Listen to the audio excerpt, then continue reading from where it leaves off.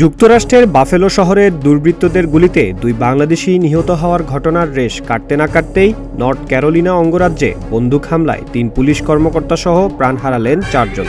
এই ঘটনায় গুলিবিদ্ধ হয়ে আহত হয়েছেন আরও ৪ জন। আহতদের মধ্যে একজনের অবস্থা আশঙ্কাজনক।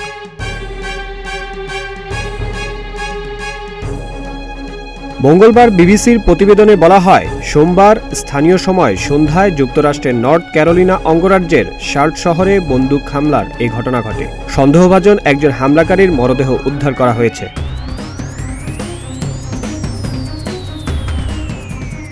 পুলিশ জানায়, নিহত ৩ কর্মকর্তা ওয়ারেন্ট নিয়ে এমন এক ব্যক্তির কাছে গিয়েছিলেন যিনি আগ্নেয়াস্ত্র রাখার কারণে দোষী সাব্যস্ত হয়েছিলেন। তবে ওই ব্যক্তির বাড়িতে প্রবেশ করার পরই তারা বন্দুক হামলার শিকার হন। এ সময় আত্মরক্ষার্থে পুলিশও পাল্টা গুলি চালালে সন্দেহভাজন এক বন্দুকধারীর মৃত্যু হয়। এ ঘটনায় ওই বাড়ি থেকে ২ জনকে আটক করা হয়েছে।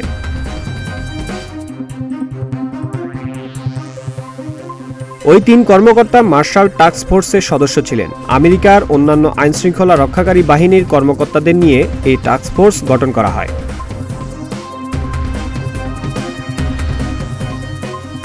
নর্থ ক্যারোলিনার পুলিশ বিভাগের প্রধান জনি জেনিংস এই ঘটনায় গভীর শোক প্রকাশ করে বলেন, আজ আমরা যাদের হারালাম তারা আমাদের সবার জীবন নিরাপদ রাখতে কাজ করতেন।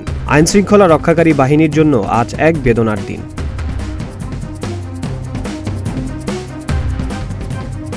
এর আগে শনিবার বাফেলোর জিনার স্ট্রিটে ইউসুফ ও বাবুল নামে 2 বাংলাদেশিকে গুলি করে হত্যা করে দুর্বৃত্তরা।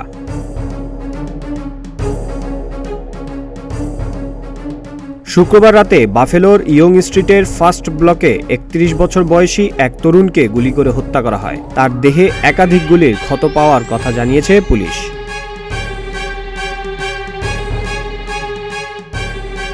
বিশ্লেষকরা বলছেন, একের পর এক বন্দুক হামলায় বিপর্যস্ত যুক্তরাষ্ট্র।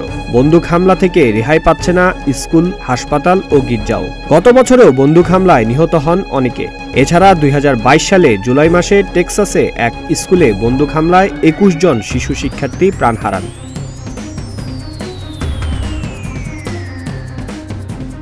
যুক্তরাষ্ট্র তার ৩২ কোটি নাগরিকের হাতে ৩৯ কোটি বন্দুক আইনিভাবে রাখার সুযোগ দিয়েছে, আর এজন্যই এমন সব ঘটনা ঘটছে বলেও মনে করেন বিশ্লেষকরা।